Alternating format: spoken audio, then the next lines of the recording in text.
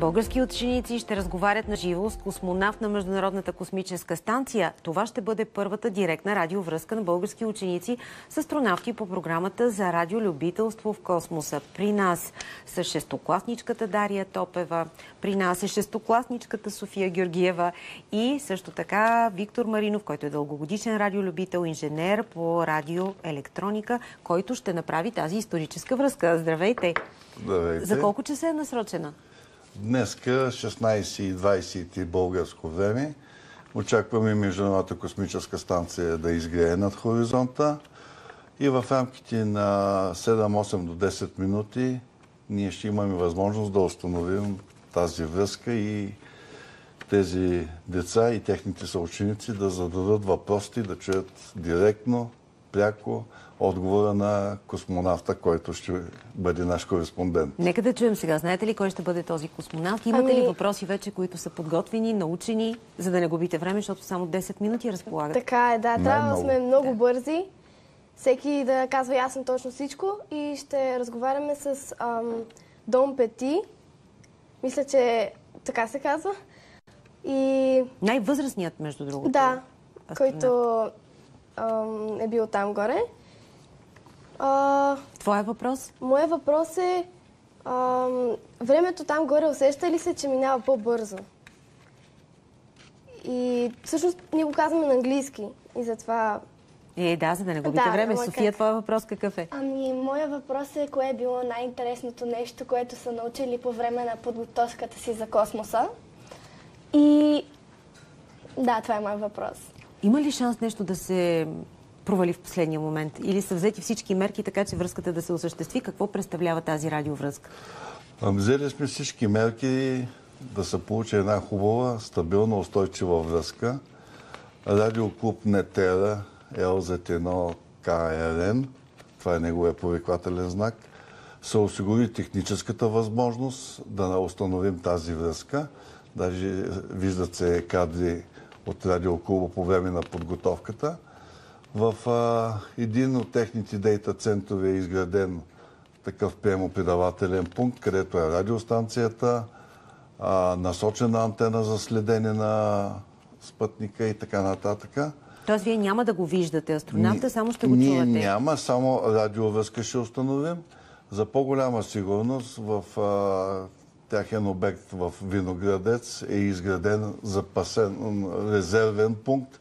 Ако нещо стане, технически проблеми, смущения, атмосферното влияние може ли да ви повлияе? Например, лошо време? До някъде може да повлияе. Примерно, ако има голяма буря, която да бутне антени и така нататък. Иначе този дейта център е едно от сигурните места. Дори да спре тока в цяла София, ние следващите 72 часа ще имаме интернет, ще имаме ток. Не знам хладилника колко е заредено. Какво е разстоянието между вас и Международната космическа станция?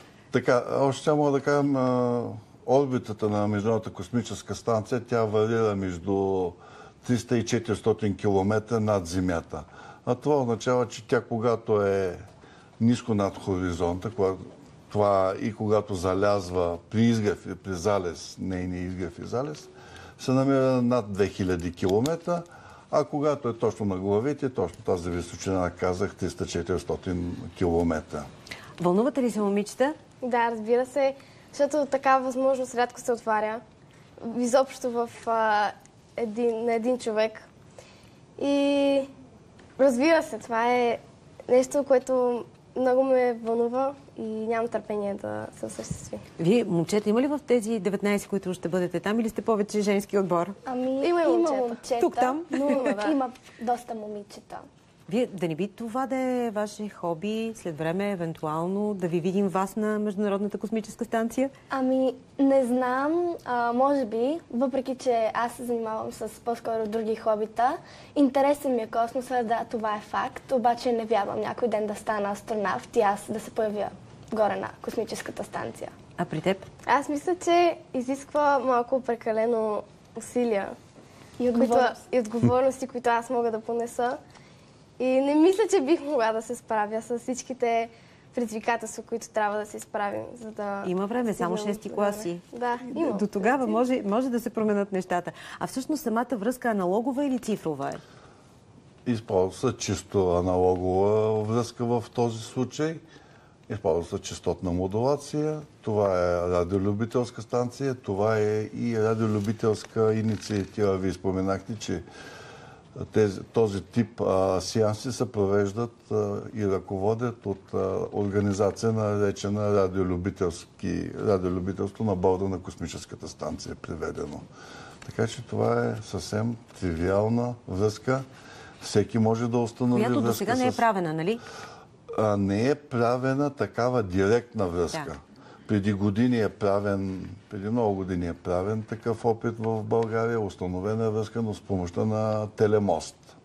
Ние искаме да бъдем първите, които директно с нашата радиостанция ще установим връзка с Дон Петит, който предполагам, че вече ни очаква. Няма ли да го питате нещо за извънземни? Не ви ли е интересно това?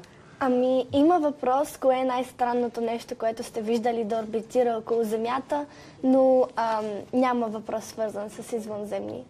Защото са сериозни въпросите, нали? Това явно не. А вие ли избрахте самия астронавт или как стана така, че ще разговаряте точно с него?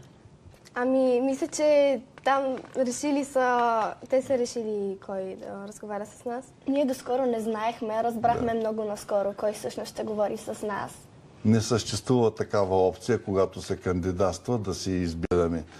Ръководството на полетите разпределят задачите на космонавтите. Това е една от задачите. И мога да кажа, че аз чувствам, че сме късметли, че ще говорим с този човек. Така е интересен като човек, като личност, с многостранни интереси, Той е автор и на най-известната и най-красива снимка на Земята от космическата станция. Това е едно от неговите хобита и неговите снимки са много популярни. Да. Много популярни. Има клипчета, има собствен канал в YouTube, в Instagram също е активен.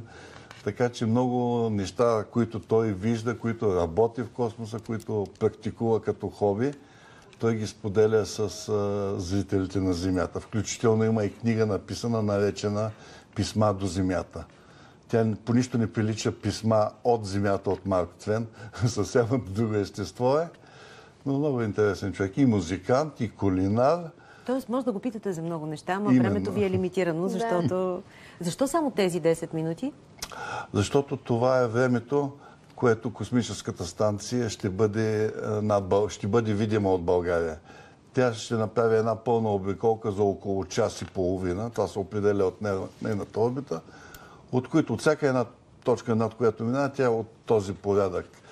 До 10 минути тя ще бъде в такава позиция, че можем да я установим връзка. Искаш да кажеш нещо? Не. Помислих, че дигаш ръка заради това. Всъщност, ако си смените въпроса в последния момент, това проблем ли е или всичко предварително е регламентирано и нямате право на импровизации? Ами не, нямаме право на импровизация, защото времето ни е наистина лимитирано. Имаме 10 минути и са ни инструктирали да кажем "аз се казвам еди как си", после въпроса и накрая "over", за да кажем, че сме си задали въпроса и могат те да ни отговорят. И това е всичко, което трябва да кажем, защото така ако кажем нещо друго, ще загубим времето на човека след нас. Със сигурност ще помните тази, макар и 10-минутна среща за цял живот. За винаги. За винаги, да, така е. Безспорно ще правите и снимки, сигурно. Да, разбира се. И мисля, че ще се... родителите и близките хора мисля, че ще могат да ни гледат от някъде, но не съм сигурна. Залата за гости, където... Да. И в интернет също това събитие ще бъде излъчвано на живо и после на запис също може да се гледа. Има сайт посветен на събитието, там са линковете за видеострима, който могат да гледат, така че всички са поканени заедно с нас да преживеят тези моменти. Как ли звучи космоса? Те ще го чуят. Когато пуснете радиостанцията, се чува един шум. Това е шума от космоса. Хиляди звезди и галактики, които излъчват. Това е космоса. Но надяваме се гласа на космонавта да бъде с качество почти както сега говорим с вас. Много ви благодаря. Приятна среща и вълнуваща нека да ви бъде. А ние така завършваме предаването. От мен и екипа хубав и успешен ден. Ще се видим утре.